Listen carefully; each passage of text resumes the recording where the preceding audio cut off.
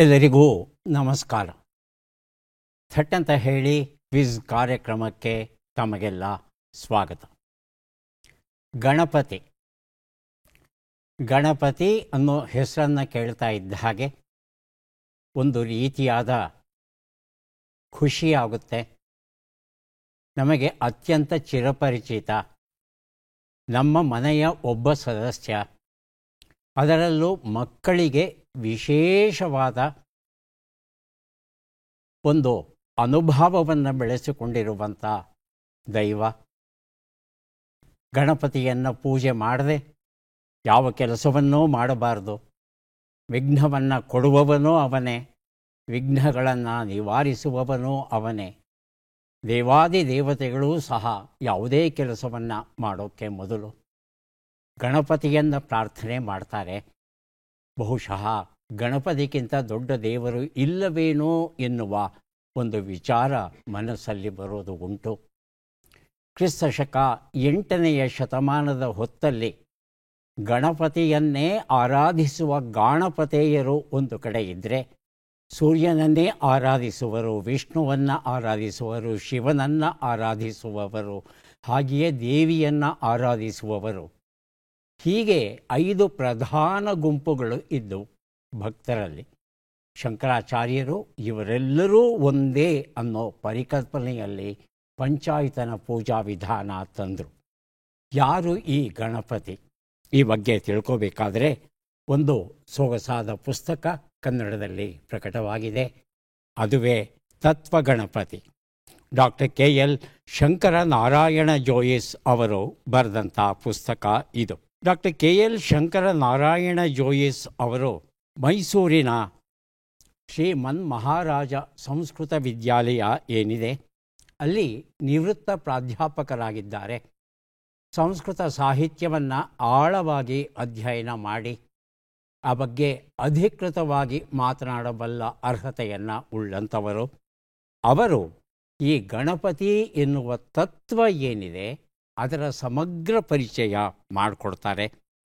ಈ ಗಣಪತಿ ಅನ್ನೋನು ವೇದಗಳಲ್ಲಿ ಹೇಗೆ ವರ್ಣಿತವಾಗಿದ್ದಾನೆ, ಉಪನಿಷತ್ತುಗಳು ಈತನ ಬಗ್ಗೆ ಏನು ಹೇಳುತ್ತವೆ, ಪುರಾಣಗಳಲ್ಲಿ ಈತ ಯಾವ ರೀತಿ ಕಂಡುಬಂದಿದ್ದಾನೆ, ಕವಿಗಳು ಯಾವ ರೀತಿ ಈತನನ್ನು ಕಂಡಿದ್ದಾರೆ, ಗಣಪತಿ ಆತ ಬ್ರಹ್ಮಚಾರಿಯ ಅಥವಾ ಗೃಹಸ್ಥನ, ಗಣಪತಿಯ ಪೂಜೆಯನ್ನು ಹೇಗೆ ಮಾಡೋದು, ಹೀಗೆ ಅನೇಕ ಪ್ರಶ್ನೆಗಳು ಅನುಮಾನಗಳು ಏನಿವೆ ಅವೆಲ್ಲಕ್ಕೂ ಉತ್ತರ ಕೊಡುವ ರೀತಿಯಲ್ಲಿ ಈ ಒಂದು ಪುಸ್ತಕವನ್ನು ಬರೆದಿದ್ದಾರೆ.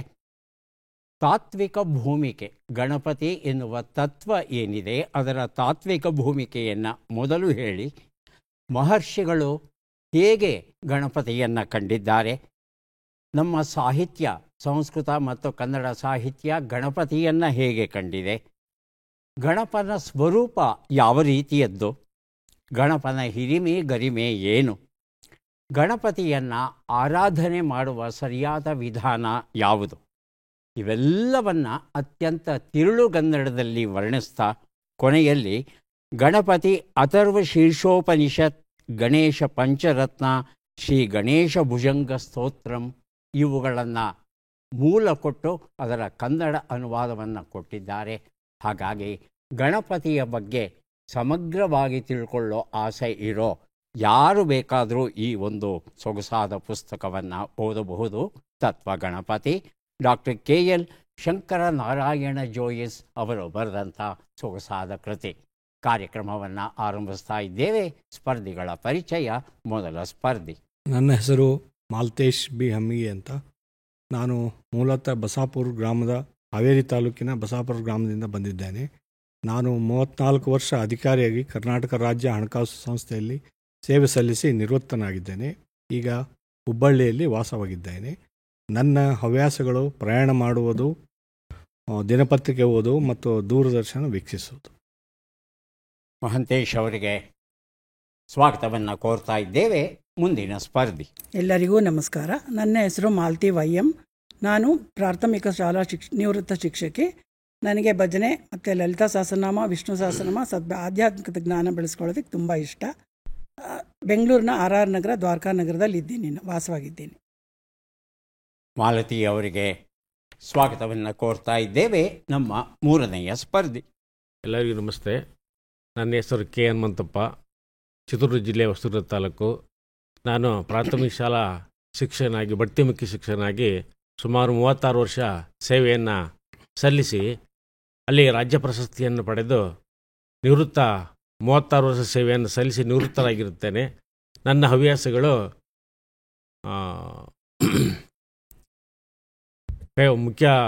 ಪೇಪರ್ ಓದುವುದು ಹಾಗೂ ವ್ಯಾಯಾಮ ಮಾಡುವುದು ಹಾಗೂ ತಟ್ಟಂತೇಳಿ ಕಾರ್ಯಕ್ರಮವನ್ನು ವೀಕ್ಷಣೆ ಮಾಡುವುದು.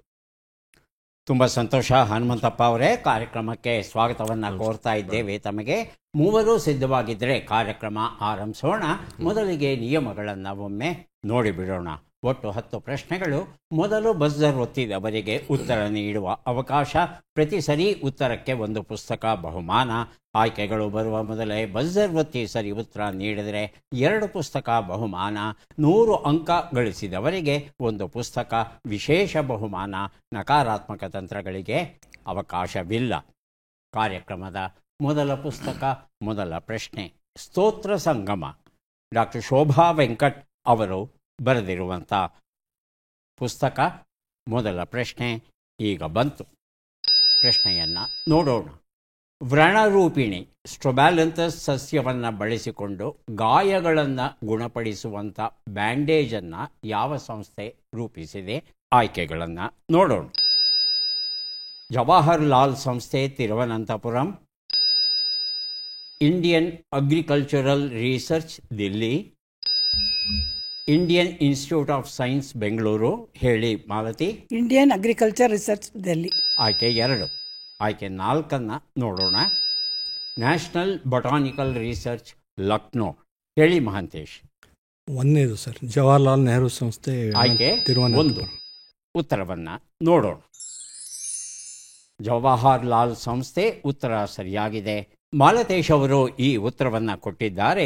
ಸ್ತೋತ್ರ ಸಂಗಮ ಈ ಪುಸ್ತಕವನ್ನು ಅವರಿಗೆ ಕೊಟ್ಟಿದ್ದೇವೆ. ಜವಾಹರ್ಲಾಲ್ ನೆಹರು ಉಷ್ಣವಲಯದ ಸಸ್ಯೋದ್ಯಾನ ಮತ್ತು ಸಂಶೋಧನಾ ಕೇಂದ್ರ ಏನಿದೆ, ಇದು ತಿರುವನಂತಪುರದಲ್ಲಿದೆ. ಇವರು ಈ ಒಂದು ಗಿಡದಿಂದ, ವ್ರಣರೂಪಿಣಿ ಅಂತ ಸಂಸ್ಕೃತ ಭಾಷೆಯಲ್ಲಿ ಕರೀತಾರೆ ಇದನ್ನು, ಅದರಿಂದ ಆಕ್ಟಿಯೋಸೈಡ್ ಅಂತಕ್ಕಂಥ ಒಂದು ರಾಸಾಯನಿಕ ವಸ್ತುವನ್ನು ಪ್ರತ್ಯೇಕಿಸಿದಾರಂತೆ. ಆ ಗಿಡದಿಂದ ಆ ರಾಸಾಯನಿಕ ವಸ್ತುವನ್ನು ಒಳಗೊಂಡಂಥ ವಿಶೇಷವಾದ ಒಂದು ನ್ಯಾನೋ ತಂತ್ರಜ್ಞಾನವನ್ನು ಬಳಸಿ ತಯಾರಿಸಿದಂಥ ಒಂದು ಬ್ಯಾಂಡೇಜ್, ಅದನ್ನು ಮಾರುಕಟ್ಟೆಗೆ ಬಿಡುಗಡೆ ಮಾಡಿದ್ದಾರಂತೆ. ಹಾಗಾಗಿ ಗಾಯಗಳಾಯಿತು ಅಂದರೆ ಗಾಯವನ್ನು ಸ್ವಚ್ಛಗೊಳಿಸಿ ಈ ಬ್ಯಾಂಡೇಜನ್ನು ಸುಮ್ಮನೆ ಅದರ ಮೇಲೆ ಹಾಕ್ತು ಅಂದರೆ ಅದು ಸ್ವತಃ ಗುಣ ಆಗುತ್ತೆ ಅಂತ. ಇದು ಪರಂಪರಾನುಗತವಾಗಿ ಈ ಒಂದು ಸಸ್ಯವನ್ನು ಗಾಯಗಳನ್ನು ಗುಣಪಡಿಸೋಕೆ ಆಯುರ್ವೇದದಲ್ಲಿ ಬಳಸ್ಕೊಂಡಿರೋ ಒಂದು ಇತಿಹಾಸ ಉಂಟು. ಈಗ ಆಧುನಿಕ ವೈದ್ಯಕೀಯ ವಿಜ್ಞಾನ ಅದರಲ್ಲಿ ಇರ್ತಕ್ಕಂಥ ಪಟು ರಾಸಾಯನಿಕ ಆಕ್ಟಿವ್ ಪ್ರಿನ್ಸಿಪಲ್ ಏನಿದೆ ಅದನ್ನು ಪ್ರತ್ಯೇಕಿಸಿ ಅದನ್ನು ಬ್ಯಾಂಡೇಜ್ ರೂಪದಲ್ಲಿ ಇವತ್ತು ಮಾರುಕಟ್ಟೆಗೆ ಬಿಟ್ಟಿದ್ದಾರೆ. ಬಹಳ ಬಹಳ ಒಳ್ಳೆಯ ಕೆಲಸವನ್ನು ಮಾಡಿದ್ದಾರೆ. ಮುಂದಿನ ಪುಸ್ತಕ ಮತ್ತು ಪ್ರಶ್ನೆ, ಅಪ್ ಟು ಡೇಟ್ ಅಜ್ಜಿ ಮತ್ತು ಇತರ ಕಥೆಗಳು. R. ರಾಮಚಂದ್ರನ್ ಇದನ್ನು ಬರೆದಿದ್ದಾರೆ. ನಮ್ಮ ಪ್ರಶ್ನೆ, ಆಂಧ್ರ ಪ್ರದೇಶದ ತುರುಕಪಾಲೆಂ ಹಳ್ಳಿಯಲ್ಲಿ ಮಿಲಿಯೋಡೋಸಿಸ್ ಕಾಯಿಲೆಯಿಂದ 29 ಜನರು ಸತ್ತರು. ಯಾವುದರಿಂದ ಈ ಕಾಯಿಲೆ ಬರುತ್ತದೆ ಅನ್ನೋದನ್ನು ತಿಳ್ಕೋಬೇಕಾಗಿದೆ. ಆಯ್ಕೆಗಳು: ಶಿಲೀಂಧ್ರ, ಬ್ಯಾಕ್ಟೀರಿಯಾ, ವೈರಸ್, ಪ್ರೋಟೋಜೋವಾ. ಮೊದಲಿಗೆ ಮಾಲತೇಶ್. ಶಿಲೀಂಧ್ರ ಸರ್, ಶಿಲೀಂಧ್ರ. ಆಯ್ಕೆ 1 ಶಿಲೀಂಧ್ರ ಅಂತ ಹೇಳ್ತಾ ಇದ್ದಾರೆ. ಇನ್ನೊಬ್ಬರು ಯಾರಾದರೂ ಊಹೆ ಮಾಡ್ಬೋದು. ಬಜರೊತ್ತಿ ಉತ್ತರ ಕೊಡಿ. ಹನುಮಂತಪ್ಪ. ವೈರಸ್. ಉತ್ತರವನ್ನು ನೋಡೋಣ. ಆದರೆ ಸರಿಯಾದ ಉತ್ತರ ಬ್ಯಾಕ್ಟೀರಿಯಾ ಆಗಿತ್ತು. ಬುರ್ಕ್ಲೋರಿಯಾ ಸ್ಯೂಡೋಮಾಲಿ ಅಂತಕ್ಕಂಥ ಗ್ರಾಮ್ ನೆಗೆಟಿವ್ ಬ್ಯಾಕ್ಟೀರಿಯಾ ಇದು ಮಣ್ಣು ಮತ್ತು ನೀರಲ್ಲಿ ಸಾಮಾನ್ಯವಾಗಿ ಇರುತ್ತೆ. ಈ ಒಂದು ಬ್ಯಾಕ್ಟೀರಿಯಾ ಸೋಂಕು ಆದರೆ ಒಂದು 100 ಜನಕ್ಕೆ ಸೋಂಕು ಆಯಿತು ಅಂದರೆ ಅವರಲ್ಲಿ ಕನಿಷ್ಠ 50 ಜನ ಸಾಯುವ ಸಾಧ್ಯತೆ ಇರುತ್ತೆ. ಹಾಗಾಗಿ ಬಹಳ ಎಚ್ಚರಿಕೆಯಿಂದ ಇರಬೇಕಾಗುತ್ತೆ. ಈ ಕಾಯಿಲೆಯನ್ನು ನಿಯಂತ್ರಿಸುವಂಥ ಲಸಿಕೆಯನ್ನು ಇದುವರೆಗೂ ನಾವು ಕಂಡುಹಿಡಿದಿಲ್ಲ. ಆದರೆ ಸರಿಯಾದ ಕಾಲದಲ್ಲಿ ಗುರುತಿಸಿದ್ರೆ ಒಳ್ಳೆ ಔಷಧವನ್ನು, ಪ್ರತಿಜೈವಿಕ ಔಷಧಗಳನ್ನು ಕೊಟ್ಟು ಗುಣಪಡಿಸಬಹುದು. ಆದರೆ ಈ ಕಾಯಿಲೆ ಉಂಟಾಗಿದೆ ಅನ್ನೋದನ್ನು ಆರಂಭದಲ್ಲಿ ಪತ್ತೆ ಹಚ್ಚೋದು ಒಂದು ಸವಾಲಿನ ಕೆಲಸ ಆಗಿದೆ. ಆ ಒಂದು ಕ್ಷೇತ್ರದಲ್ಲಿ ಆಂಧ್ರ ಪ್ರದೇಶ ಇವತ್ತು ಕಾರ್ಯಪ್ರವೃತ್ತವಾಗಿದೆ. ಮುಂದಿನ ಪುಸ್ತಕ ಸಾಗರದಾಚೆಯ ನಾಡಿನಲ್ಲಿ, SP ವಿಜಯಲಕ್ಷ್ಮಿ ಬರೆದಿರುವಂತಹ ಪುಸ್ತಕ ನಮ್ಮ ಪ್ರಶ್ನೆ. ಕ್ಲೈಮಾಕೋನಿಸ್ ಹೆಟ್ರೋಪೊಲಾರಿಸ್ ಎಂಬ ಹೊಸ ಡಯಾಟಮ್ ಜೀವಿಯು ಕರ್ನಾಟಕದ ಯಾವ ನದಿಯಲ್ಲಿ ಪತ್ತೆ ಹಚ್ಚಲಾಗಿದೆ? ಆಯ್ಕೆಗಳನ್ನು ನೋಡೋಣ. ಅಘನಾಶಿನಿ, ಪಾಲಾರ್ ಪೆನ್ನಾರ್, ಸೀತಾ ಸ್ವರ್ಣ, ತುಂಗ ಭದ್ರಾ. ಮೊದಲಿಗೆ ಮಾಲತೇಶ್, ಆನಂತರ ಮಾಲತಿ. ಪಾಲಾರ್ ಪೆನ್ನಾರ್. ಮೊದಲು ಮಾಲತೇಶ್. ಪಾಲಾರ್ ಪೆನ್ನಾರ್. ಪಾಲಾರ್ ಪೆನ್ನಾರ್ ಆಯ್ಕೆ 2. ಮಾಲತಿಯವರು ತುಂಗಭದ್ರಾ. ತುಂಗ ಮತ್ತು ಭದ್ರಾ ಅಂತ ಹೇಳ್ತಾ ಇದ್ದಾರೆ. ಉತ್ತರವನ್ನು ನೋಡೋಣ. ಸೀತಾ ಮತ್ತು ಸ್ವರ್ಣ ನದಿಯಲ್ಲಿ ಕಂಡು ಬಂದಿದೆಯಂತೆ. ಈ ಸೀತಾ ನದಿ ಮತ್ತು ಸ್ವರ್ಣ ನದಿ ಉಡುಪಿಯ ಹತ್ತಿರ ಇದೆ. ಇದು ಸಮುದ್ರವನ್ನು ಸೇರೋದಕ್ಕೆ ಮೊದಲು ಒಂದನ್ನು ಒಂದು ಸೇರಿಕೊಳ್ಳುತ್ತವೆ. ಸೇರಿಕೊಂಡು ಅಲ್ಲಿಂದ ಮುಂದೆ ಹೋಗಿ ಸಮುದ್ರವನ್ನು ಸೇರುತ್ತೆ. ಹೀಗೆ ನದಿಗಳು ಸಮುದ್ರವನ್ನು ಸೇರುವಂಥ ಸ್ಥಳ ಇರುತ್ತಲ್ಲ, ಅದು ಬಹಳ ಬಹಳ ವಿಶೇಷವಾದ ಸ್ಥಳ. ಯಾಕಂದರೆ ಅರ್ಧ ಉಪ್ಪು ನೀರು, ಅರ್ಧ ಸಿಹಿ ನೀರು, ಹೀಗೆ ಮಿಶ್ರಣವಾಗಿರುವಂಥ ಸ್ಥಳ. ಅಲ್ಲಿ ವಿಶೇಷವಾದ ಜೀವಿಗಳು ವಾಸ ಮಾಡುತ್ತವೆ. ಆ ಜೀವಿಗಳು ಸಮುದ್ರದಲ್ಲೂ ಮಾಡೋಲ್ಲ, ಸಿಹಿ ನೀರಲ್ಲೂ ಮಾಡೋಲ್ಲ. ಈ ರೀತಿಯ ಮುಖಜ ಪ್ರದೇಶದಲ್ಲಿ ಮಾತ್ರ ಅವು ಇರೋದು ಉಂಟು. ಈ ಡಯಾಟಮ್ಸ್ ಅನ್ನೋದು ನಮ್ಮ ಬರಿಗಣ್ಣಿಗೆ ಕಾಣದೇ ಇರತಕ್ಕಂಥ ಸೂಕ್ಷ್ಮ ಜೀವಿಗಳು. ಇವು ದ್ಯುತಿ ಸಂಶ್ಲೇಷಣೆ, ಫೋಟೋಸಿಂಥಸಿಸ್ ಮೂಲಕ ಆಹಾರ ಪದಾರ್ಥಗಳನ್ನು ತಯಾರು ಮಾಡುತ್ತೆ, ಗ್ಲೂಕೋಸ್ ರೂಪದ ಆಹಾರ ಪದಾರ್ಥ. ಆಗ ಆಕ್ಸಿಜನ್ ಬಿಡುಗಡೆಯಾಗುತ್ತೆ. ಈಗ ಇಡೀ ಭೂಮಿಯ ಮೇಲೆ ಎಷ್ಟು ಆಕ್ಸಿಜನ್ ಇದೆಯೋ ಆ ಆಕ್ಸಿಜನ್ನಲ್ಲಿ 50% ಆಕ್ಸಿಜನ್ನನ್ನು ಈ ಡಯಾಟಮ್ಗಳು ಉತ್ಪಾದನೆ ಮಾಡುತ್ತೆ. ಹಾಗಾಗಿ ನಾವೆಲ್ಲ ಬದುಕಿದ್ದೇವೆ ಅಂದರೆ ಅದಕ್ಕೆ ಪ್ರತ್ಯಕ್ಷ ಕಾರಣ ಈ ಡಯಾಟಮ್ಗಳು. ಈ ಡಯಾಟಮ್ಗಳಲ್ಲಿ ನಾನಾ ರೀತಿಯ ನಮೂನೆಗಳುಂಟು. ಇದುವರೆಗೂ ವಿಜ್ಞಾನಕ್ಕೆ ಗೊತ್ತಿಲ್ಲದೆ ಇರತಕ್ಕಂಥ ಒಂದು ಹೊಸ ನಮೂನೆಯ ಡಯಾಟಮನ್ನು ಈಗ ಸೀತಾ ಸ್ವರ್ಣ ನದಿಗಳ ಸಂಗಮ ಸ್ಥಾನದಲ್ಲಿ ಪತ್ತೆ ಹಚ್ಚಿದಾರಂತೆ ವಿಜ್ಞಾನಿಗಳು. ಮುಂದಿನ ಪುಸ್ತಕ ನಮ್ಮ ಋಷಿ ಮುನಿಗಳು, ಮಾತಾ ತ್ಯಾಗಮಯಿ ಅವರು ಬರೆದಂಥ ಪುಸ್ತಕ. ಇದು ನಮ್ಮ ಪ್ರಶ್ನೆ. ಕರ್ನಾಟಕದ ಚಲನಚಿತ್ರ ಮಂದಿರಗಳಲ್ಲಿ ಟಿಕೆಟ್ ದರವನ್ನು ಎಷ್ಟೆಂದು ನಿಗದಿಪಡಿಸಲಾಗಿದೆ? ಮೊದಲಿಗೆ ಮಾಲತೇಶ್, ನಂತರ ಮಾಲತಿ, ಕೊನೆಯಲ್ಲಿ ಹನುಮಂತಪ್ಪ. 200 ರೂಪಾಯಿಗಳು. 200 ರೂಪಾಯಿ. ಅದೇ ಉತ್ತರ. 200 ರೂಪಾಯಿ. 200 ರೂಪಾಯಿ. ಹನುಮಂತಪ್ಪ 200 ರೂಪಾಯಿ. 200 ರೂಪಾಯಿ. ಈಗ ಆಯ್ಕೆಗಳನ್ನು ಕೊಡ್ತೇನೆ. ಮತ್ತೊಮ್ಮೆ ತಾವು ಬಸ್ಬಿಟ್ಟು ಉತ್ತರ ಕೊಡೋದಕ್ಕೆ ಪ್ರಯತ್ನ ಪಡಿ. ಆಯ್ಕೆಗಳನ್ನು ನೋಡ್ತಾ ಹೋಗೋಣ. ಆಯ್ಕೆ 1 226 ರೂಪಾಯಿ, 246 ರೂಪಾಯಿ, 256 ರೂಪಾಯಿ. ಆಯ್ಕೆ 4 236 ರೂಪಾಯಿ. ಮೊದಲಿಗೆ ಮಾಲತೇಶ್, ಆನಂತರ 226 ಆನಂತರ ಹನುಮಂತಪ್ಪ. ಮಾಲತೇಶ್ 226 ರೂಪಾಯಿ. ಎಷ್ಟನೇದು? ಆಯ್ಕೆ 1. ಹೇಳಿ ಮಾಲತಿ. 246. 246 ಆಯ್ಕೆ 2. ಉತ್ತರವನ್ನು ನೋಡು. 236. 236 ಸರಿಯಾದ ಉತ್ತರ. ಆದರೆ ಮೂರನೇವರಾಗಿ ಉತ್ತರ ಕೊಟ್ಟರೆ ಅದನ್ನು ನಾವು ಪರಿಗಣಿಸಲ್ಲ. ಅದರಲ್ಲೂ ಬಹು ಆಯ್ಕೆಯ ಪ್ರಶ್ನೆ ಇದ್ದಾಗ ಮೂರನೇವರಿಗೆ ಅವಕಾಶ ಕೊಡೋದಿಲ್ಲ. 236 ಅನ್ನೋದು ಸರಿಯಾದ ಉತ್ತರ ಆಗಿತ್ತು. ತಾವೆಲ್ಲ ಹೇಳಿದ ಹಾಗೆ 200 ರೂಪಾಯಿ ಅನ್ನೋದು ಸರ್ಕಾರ ನಿಗದಿಪಡಿಸಿದೆ. GST ಕೊಡೋರಿಗೆ ಇತ್ತೀಚೆಗೆ ಮಾಡಿದ್ದು. ನಾವು ಚಿತ್ರಕ್ಕೆ ಹೋಗ್ಬೇಕು ಅಂತ ಹೇಳ್ತಾರೆ, GST ಕಟ್ಟಲೇಬೇಕಲ್ವಾ? ಹಾಗಾಗಿ GSTಯನ್ನು ಸೇರಿಕೊಂಡು ಹೇಳಬೇಕಾಗಿತ್ತು. 236 ರೂಪಾಯಿಗಳಾಗಿತ್ತು. GST ನೆನಪಿದೆಯಾ ಇಲ್ವಾ ಅನ್ನೋದನ್ನು ತಿಳ್ಕೊಳ್ಳೋಕ್ಕೆ ಈ ಪ್ರಶ್ನೆ ರೂಪಿಸಿದ್ದು. ಯಾಕಂದರೆ ಯಾವುದೇ ಒಂದು ವಿಚಾರವನ್ನು ತಿಳ್ಕೊಳ್ಳೋಕ್ಕೆ ಹೋದಾಗ ಆ ವಿಚಾರದ ಬಗ್ಗೆ ಸಮಗ್ರ ಮಾಹಿತಿಯನ್ನು ಸಂಗ್ರಹಿಸಬೇಕು, ನಾವು ಅರೆಬರೆ ತಿಳ್ಕೋಬಾರ್ದು ಅನ್ನೋ ಒಂದು ಉದ್ದೇಶದಲ್ಲಿ ಈ ರೀತಿಯಾದ ಜನಪ್ರಿಯ ಪ್ರಶ್ನೆಗಳನ್ನು ಕೇಳೋದು ಉಂಟು. ಮುಂದಿನ ಪುಸ್ತಕ ಸರಳ ಯೋಗ ಕೈಪಿಡಿ. ಡಾಕ್ಟರ್ ಯೋಗಾಚಾರ್ಯ ಶ್ರೀ ರಾಘವೇಂದ್ರ ಗುರೂಜಿ ಬರೆದಿರುವಂಥದ್ದು ನಮ್ಮ ಪ್ರಶ್ನೆ. ಬಿಟ್ಟ ಅಕ್ಷರಗಳನ್ನು ತುಂಬಿ. ಗ ಯಂ ನಿಂ ಮುಂ ನಿ.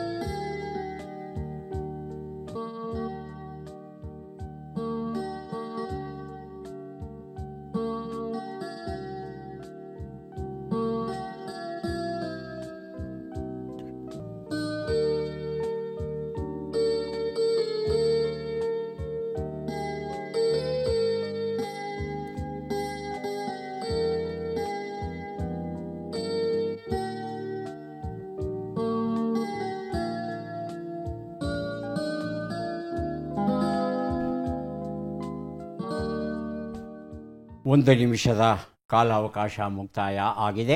ಉತ್ತರವನ್ನು ನೋಡೋಣ. ಸರಿಯಾದ ಉತ್ತರ ಗಡಿಯಂಚಿನಿಂದ ಮುಂಚೂಣಿಗೆ ಅನ್ನೋದು ಆಗಿತ್ತು. ಈಶಾನ್ಯ ಭಾರತದಲ್ಲಿ ಇರ್ತಕ್ಕಂಥ 7 ರಾಜ್ಯಗಳು ಏನಿದೆ, ಒಂದರ್ಥದಲ್ಲಿ ಭಾರತದಿಂದ ಪ್ರತ್ಯೇಕವಾಗಿ ಇವೆಯೋ ಏನೋ ಎನ್ನುವ ಅನುಮಾನ ಬರುತ್ತೆ. ಸಮಗ್ರ ಭಾರತದ ಬೆಳವಣಿಗೆಯಲ್ಲಿ ಅವು ಸ್ವಲ್ಪ ಹಿಂದೆ ಬಿದ್ದಿರಬಹುದು ಅಂತ ಅನುಮಾನ ಬರಬಹುದು ಕೆಲವರಿಗೆ. ಇತ್ತೀಚಿನ ದಿನಗಳಲ್ಲಿ ಈ 7 ರಾಜ್ಯಗಳಿಗೆ ವಿಶೇಷ ಆದ್ಯತೆಯನ್ನು ನೀಡಿ ವಿಶೇಷವಾಗಿ ವಿಜ್ಞಾನ ಕ್ಷೇತ್ರದಲ್ಲಿ ಮುಂದುವರಿಯೋದಕ್ಕೆ ಅಗತ್ಯವಾದ ಎಲ್ಲ ಅನುಕೂಲತೆಗಳನ್ನು ಮಾಡಿ ಅವರೂ ಸಹ ಈ ಮುಖ್ಯ ಪ್ರವಾಹದೊಡನೆ ಬೆರೀಬೇಕು ಎನ್ನುವ ಕೆಲಸಗಳು ನಡೀತಾ ಇರೋ ಹಿನ್ನೆಲೆಯಲ್ಲಿ ಈ ಒಂದು ಪ್ರಶ್ನೆಯನ್ನು ರೂಪಿಸಿದ್ವಿ. ಮುಂದಿನ ಪುಸ್ತಕ ತೆರೆದ ಬದುಕಿನ ಪುಟಗಳು. KN ಭಗವಾನ್ ಬರೆದಂಥ ಪುಸ್ತಕ ಇದು. ನಮ್ಮ ಪ್ರಶ್ನೆ: ಈ ಕೆಳಗಿನ ಲೆಕ್ಕಗಳನ್ನು ಪೂರ್ಣಗೊಳಿಸಿ ಉತ್ತರಗಳನ್ನೆಲ್ಲ ಕೂಡಿ ಅಂತಿಮ ಉತ್ತರವನ್ನು ನೀಡಿ. ಲೆಕ್ಕಗಳು ಈಗ ಬಂದಿವೆ. 42 ಕೂಡು 32, 79 ಕಳೆ 47, 22 ಗುಣಿಸು 9, 170 ಭಾಗಿಸು 5.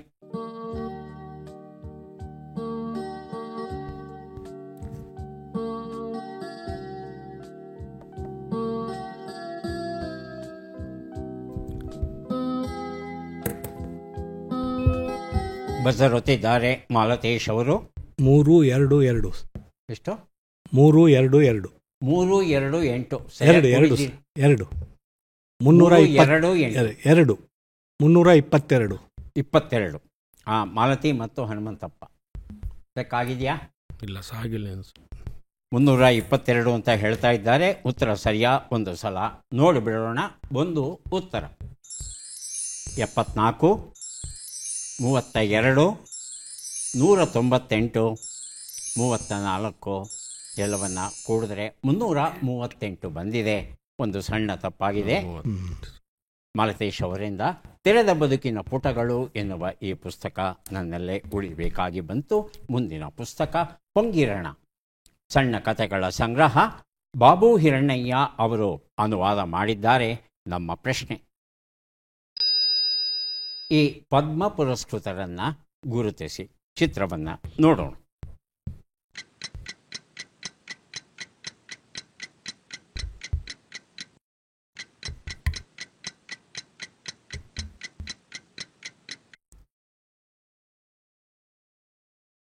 ಆಯ್ಕೆಗಳನ್ನು ನೋಡೋಣ. ನಾಗೇಂದ್ರನಾಥ ರಾಯ್,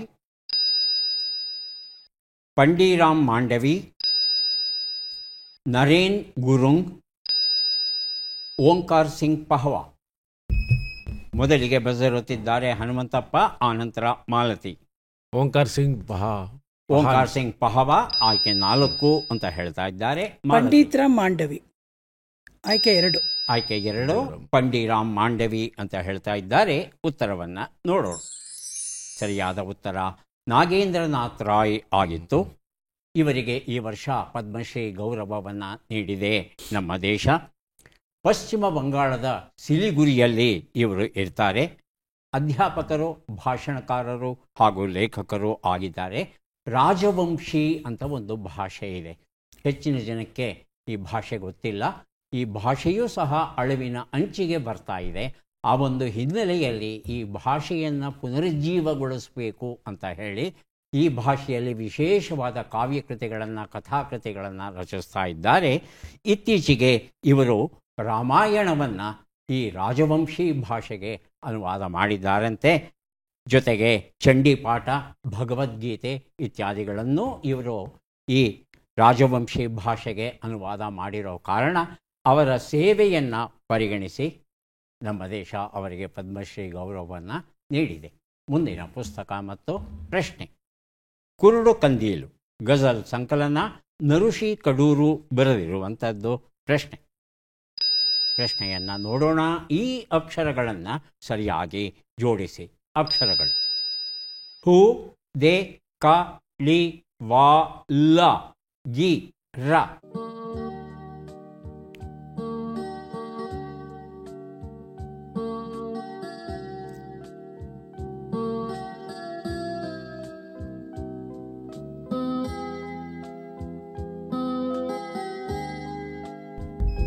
ಬಜರ್ ಒತ್ತಿದ್ದಾರೆ ಹನುಮಂತಪ್ಪ.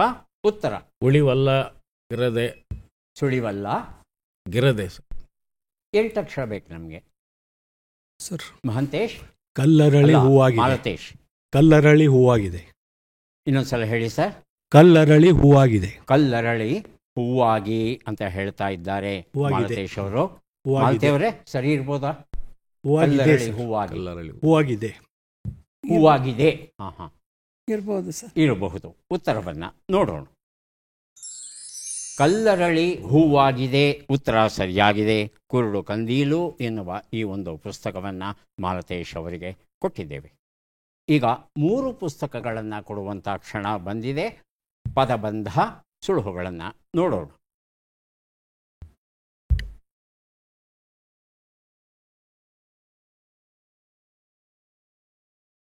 ಸುಳುಹುಗಳು.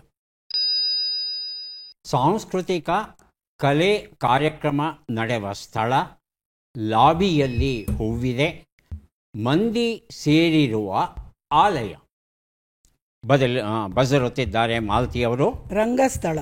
ರಂಗಸ್ಥಳ ಅಂದರೆ 4 ಅಕ್ಷರ. ರಂಗದ ಅಲ್ಲಿ 5 ಮನೆ ಇದೆ. ರಂಗದ ಸ್ಥಳ. ರಂಗದ ಸ್ಥಳ ಅಂತ ಶಬ್ದ ಇದೆಯಾ ಗೊತ್ತಿಲ್ಲ ನನಗೆ. ಮಾಲತೇಶ್ ಅವರನ್ನು ಕೇಳೋಣ. ರಂಗಮಂಟಪ. ರಂಗಮಂಟಪ 3 ಶಬ್ದ ಸಿಕ್ತಾ? ಇಲ್ಲ ಸರ್, ಬಹುಶಃ ಸಿಕ್ಕಿಲ್ಲ. 3 ಶಬ್ದವನ್ನು ಹುಡುಕೋಕೆ ಪ್ರಯತ್ನ ಪಟ್ಟರೆ ಸರಿ ಉತ್ತರ ಹೊಳೆಯುತ್ತೆ. ಹನುಮಂತಪ್ಪ ಏನಾದರೂ ಹೊಳಿತಾ? ಮೊದಲನೇ ಶಬ್ದ ರಂಗಮಂಟಪ. ರಂಗಮಂಟಪ ಒಂದು ಉತ್ತರ. ಕಲಾವೇದಿಕೆ 2 ಉತ್ತರ. ಯಾರು ಬೇಕಾದರೂ ಬಜರೊತ್ತಬಹುದು, ಉತ್ತರವನ್ನು ಕೊಡಬಹುದು. ಮಾಲತೇಶ್. ಗುಲಾಬಿ ಸರ್. ಗುಲಾಬಿ. ಗುಲಾಬಿ ಉತ್ತರವನ್ನು ನೋಡೋಣ. ಗುಲಾಬಿ ಉತ್ತರ ಸರಿಯಾಗಿದೆ. ಬಾಲರಾಮಾಯಣ ಎನ್ನುವ ನಾಟಕ ಪುಸ್ತಕವನ್ನು ಮಾಲತೇಶ್ ಅವರಿಗೆ ಕೊಟ್ಟಿದ್ದೇವೆ. 3ನೇ ಪ್ರಶ್ನೆಗೆ ಉತ್ತರವನ್ನು ಮಾಲತಿ ಅವರು ಕೊಡಲಿದ್ದಾರೆ. ವೇದಿಕೆ. ಮಂದಿ ಸೇರಿರುವ ಆಲಯ. ಮಂದಿರ. ಮಂದಿರ.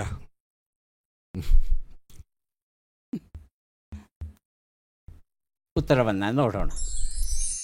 ಮಂದಿರ. ಮಾಲತೇಶ್ ಅವರಿಗೆ ಪುಸ್ತಕವನ್ನು ಕೊಡ್ತಾ ಇದ್ದೇನೆ. ಸ್ವಲ್ಪ ಹೆಂಚು ಮುಂಚು ಆಯಿತು, ಆದರೆ ನಾನು ಕೇಳಿಬಿಟ್ಟಿದ್ದೆ ಅವರನ್ನು ಉತ್ತರ ಕೊಡಿ ಅಂತ. ಹಾಗಾಗಿ ಅವರಿಗೆ ಪುಸ್ತಕ ಕೊಡಬೇಕಾಯಿತು. ಕಾರ್ಯಕ್ರಮದ ಕೊನೆಯ ಘಟ್ಟಕ್ಕೆ ಬಂದಿದ್ದೇವೆ. ಚಟ್ಪಟ್ ಚಿನ್ಕುರಳಿ 5 ಪ್ರಶ್ನೆಗಳು. ಮೊದಲ ಅವಕಾಶ ಮಾಲತೇಶ್ ಅವರಿಗೆ. ಸಿದ್ಧವಾಗಿದ್ದರೆ ಪ್ರಶ್ನೆಗಳನ್ನು ಆರಂಭಿಸ್ತೇವೆ. ಮೊದಲ ಪ್ರಶ್ನೆ.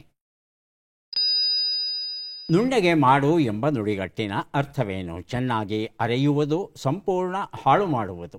ಸಂಪೂರ್ಣ ಹಾಳು ಮಾಡುವುದು. ಮುಂದಿನ ಪ್ರಶ್ನೆ. ನೈದಿಲೆ ಹೂವು ಎಂಬ ಅರ್ಥವನ್ನು ಕೊಡುವ ಶಬ್ದ ಯಾವುದು? ಕೋಮಳೆ, ಕೋಮಲೆ. ಕೋಮಲೆ. ಮೊದಲನೇದ, ಎರಡನೇದು. ಎರಡನೇದು. ಮುಂದಿನ ಪ್ರಶ್ನೆ. ಯಾರು ದಶರಥನಿಂದ ಪುತ್ರ ಕಾಮೇಷ್ಟಿ ಯಾಗವನ್ನ ಮಾಡಿಸಿದರು? ವಸಿಷ್ಠ, ಋಷ್ಯಶೃಂಗ. ಋಷ್ಯಶೃಂಗ. ಮುಂದಿನ ಪ್ರಶ್ನೆ. ಈ ಗಾದೆಯನ್ನ ಪೂರ್ಣಗೊಳಿಸಿ. ಬಂದಷ್ಟು ಬಂತು, ಹೋದಷ್ಟು ಹೋತು, ಹೋದಷ್ಟು ಹೋಯ್ತು. ಹೋಯ್ತು. ಐದನೇ ಪ್ರಶ್ನೆ. ಈ ಒಗಟನ್ನು ಬಿಡಿಸಿ. ಅರಣ್ಯದಲ್ಲಿ ಗೋವಿಂದ ನಿನಗಾರಿಟ್ಟರೋ ಸಾಧು. ಉತ್ತರವನ್ನು ನೋಡ್ತಾ ಹೋಗೋಣ. ಒಂದು ಉತ್ತರ ನುಣ್ಣಗೆ ಮಾಡು, ಸಂಪೂರ್ಣ ಹಾಳು ಮಾಡು. ಉತ್ತರ ಸರಿಯಾಗಿದೆ. ಎರಡನೇ ಪ್ರಶ್ನೆಗೆ ಉತ್ತರ ಕೋಮಳೆ ಆಗಿತ್ತು. ಕೋಮಲೆ ಅಂದರೆ ಹೆಣ್ಣು ಮಗುವನ್ನು ವರ್ಣಿಸುವಂಥ ಒಂದು ಶಬ್ದ, ಅದು ನೈದಿಲೆಗೆ ಬರೋದಿಲ್ಲ. ಮೂರನೇ ಪ್ರಶ್ನೆಗೆ ಉತ್ತರವನ್ನು ನೋಡೋಣ. ಋಷ್ಯಶೃಂಗ ಸರಿಯಾಗಿದೆ. ನಾಲ್ಕನೇ ಪ್ರಶ್ನೆಗೆ ಉತ್ತರ ಬಂದಷ್ಟು ಬಂತು, ಬರಡೆಮ್ಮೆ ಹಾಲು ಅನ್ನೋದು ಸರಿಯಾದ ರೂಪ. ಐದನೇ ಪ್ರಶ್ನೆಗೆ ಉತ್ತರ ಇದು ಗುಲಗಂಜಿಯ ವರ್ಣನೆ ಆಗಿತ್ತು. 2 ಪ್ರಶ್ನೆಗಳಿಗೆ ತಾವು ಸರಿಯಾದ ಉತ್ತರ ಕೊಟ್ಟಿದ್ದೀರಿ. 2 ಪುಸ್ತಕಗಳನ್ನು ತಮಗೆ ಕೊಡ್ತಾ ಇದ್ದೇವೆ. ಈಗ ಮಾಲತಿ ಅವರಿಗೆ ಅವಕಾಶ ಬರ್ತಾ ಇದೆ. ಸಿದ್ಧವಾಗಿದ್ದರೆ ಪ್ರಶ್ನೆಗಳನ್ನು ಆರಂಭಿಸ್ತೇವೆ. ಮೊದಲ ಪ್ರಶ್ನೆ. ನಾಲಿಗೆಯನ್ನು ಉದ್ದ ಮಾಡು ಎಂಬ ನುಡಿಗಟ್ಟಿನ ಅರ್ಥವೇನು? ಅತಿಯಾಗಿ ಮಾತನಾಡು, ಅತಿಯಾಗಿ ಬೈಗುಳನ್ನು ಆಡು. ಅತಿಯಾಗಿ ಮಾತನಾಡು. ಮುಂದಿನ ಪ್ರಶ್ನೆ. ಜಾತಿ ಪಂಗಡ ಎಂಬ ಅರ್ಥವನ್ನು ಕೊಡುವ ಶಬ್ದ ಯಾವುದು? ನೋಮು, ಕೋಮು. ಕೋಮು. ಮುಂದಿನ ಪ್ರಶ್ನೆ. ಋಷ್ಯಶೃಂಗನ ಮಡದಿಯ ಹೆಸರೇನು? ಶಾಂತ, ಲಲಿತಾ. ಶಾಂತ. ಮುಂದಿನ ಪ್ರಶ್ನೆ. ಈ ಗಾದೆಯನ್ನು ಪೂರ್ಣಗೊಳಿಸಿ. ಬರಬರುತ್ತಾ ರಾಯರ ಗಡ್ಡ.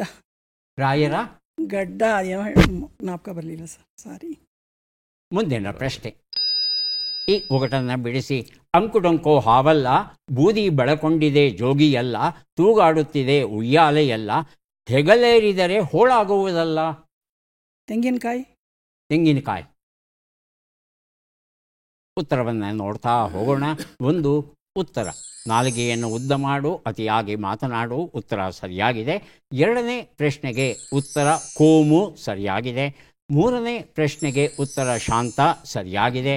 ನಾಲ್ಕನೇ ಪ್ರಶ್ನೆಗೆ ಉತ್ತರ ಬರಬರುತ್ತಾ ರಾಯರ ಕುದುರೆ ಕತ್ತೆ ಆಯಿತು. ಐದನೇ ಪ್ರಶ್ನೆಗೆ ಉತ್ತರ ಇದು ಪಡುವಲಕಾಯಿಯ ವರ್ಣನೆ ಆಗಿತ್ತು. 3 ಪ್ರಶ್ನೆಗಳಿಗೆ ತಾವು ಸರಿಯಾದ ಉತ್ತರ ಕೊಟ್ಟಿದ್ದೀರಿ. ಹಾಗಾಗಿ 3 ಪುಸ್ತಕಗಳನ್ನು ತಮಗೆ ಕೊಡ್ತಾ ಇದ್ದೇವೆ. ಈಗ ಹನುಮಂತಪ್ಪ ಅವರಿಗೆ ಅವಕಾಶ ಬರ್ತಾ ಇದೆ. ಸಿದ್ಧವಾಗಿದ್ದರೆ ಪ್ರಶ್ನೆಗಳನ್ನು ಆರಂಭಿಸ್ತೇವೆ. ಮೊದಲ ಪ್ರಶ್ನೆ. ಧೂಳಿಪಟ ಮಾಡು ಎಂಬ ನುಡಿಗಟ್ಟಿನ ಅರ್ಥವೇನು? ಗಾಳಿಪಟ ಹಾರಿಸು, ನಾಶವನ್ನು ಮಾಡು. ನಾಶವನ್ನು ಮಾಡು. ಮುಂದಿನ ಪ್ರಶ್ನೆ. ನುಣುಪಿಲ್ಲದ ಒರಟು ಬಟ್ಟೆ ಎಂಬ ಅರ್ಥವನ್ನು ಕೊಡುವ ಶಬ್ದ ಯಾವುದು? ಗೋರ, ಕೋರ. ಘೋರ. ಮೊದಲನೇದ, ಎರಡನೇದ? ಮೊದಲನೇದು. ಮೊದಲನೇದು. ಮೂರನೇ ಪ್ರಶ್ನೆ. ಋಷ್ಯಶೃಂಗನ ಹೆಂಡತಿ ಶಾಂತ ಯಾರ ಮಗಳು? ದಶರಥ, ಕೌಸಲ್ಯ. ರೋಮಪಾದ, ವರ್ಷಿಣಿ. ರೋಮಪಾದ, ವರ್ಷಿಣಿ. ಮುಂದಿನ ಪ್ರಶ್ನೆ. ಈ ಗಾದೆಯನ್ನು ಪೂರ್ಣಗೊಳಿಸಿ. ಬರುವಾಗ ನರಿ.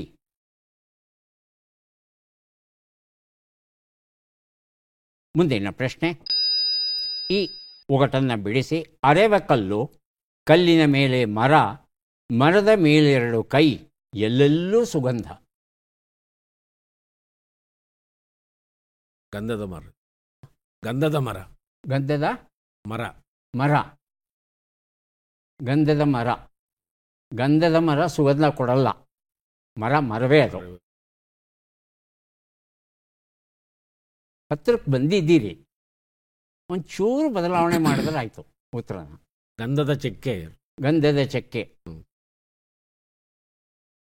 ಅರೆವ ಕಲ್ಲು, ಕಲ್ಲಿನ ಮೇಲೆ ಮರ, ಮರದ ಮೇಲೆರಡು ಕೈ, ಎಲ್ಲೆಲ್ಲೂ ಸುಗಂಧ. ಮನುಷ್ಯ. ಉತ್ತರವನ್ನು ನೋಡೋಣ.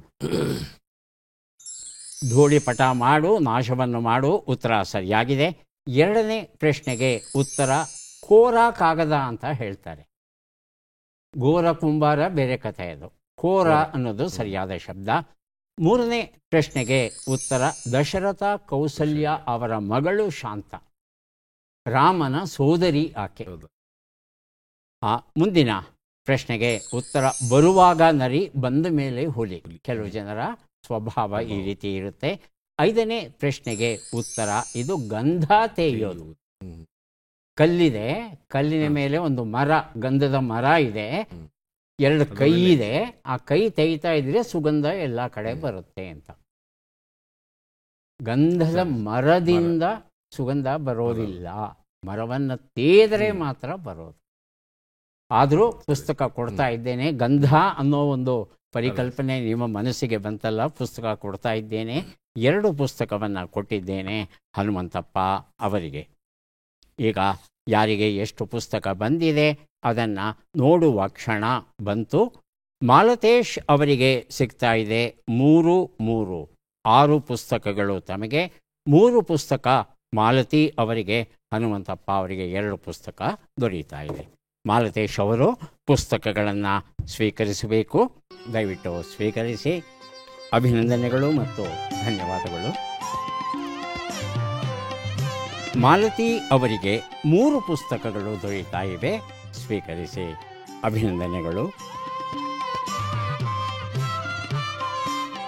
ಹನುಮಂತಪ್ಪ ಅವರಿಗೆ 2 ಪುಸ್ತಕ ದೊರೆಯುತ್ತಾ ಇದೆ, ಸ್ವೀಕರಿಸಿ. ಅಭಿನಂದನೆಗಳು.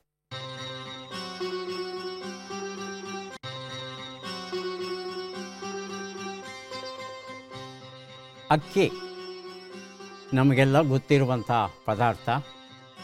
ಪ್ರತಿನಿತ್ಯ ಅಕ್ಕಿಯಿಂದ ಮಾಡಿದ ಅನ್ನವನ್ನು ಸೇವಿಸ್ತಾ ಇದ್ದೇವೆ. ಆದರೆ ಅಕ್ಕಿಯಲ್ಲಿ ಎಷ್ಟು ನಮೂನೆಗಳಿವೆ ಭತ್ತದಲ್ಲಿ ಅಂತ ಕೇಳ್ತಂದರೆ 40,000ಕ್ಕೂ ಹೆಚ್ಚು ನಮೂನೆಗಳು ಉಂಟಂತೆ ಭತ್ತದಲ್ಲಿ. ಮತ್ತು ಈ ಭತ್ತ ಇದೆಯಲ್ಲ, ಅಂಟಾರ್ಟಿಕಾ ಒಂದು ಬಿಟ್ಟು ಉಳಿದ ಎಲ್ಲ ಖಂಡಗಳಲ್ಲೂ ಬೆಳೆಯುವಂಥ ಒಂದು ಅಪರೂಪದ ಸಸ್ಯ ಆಗಿದೆ ಭತ್ತ. ಮತ್ತೆ ಭೇಟಿಯಾಗೋಣ. ನಮಸ್ಕಾರ.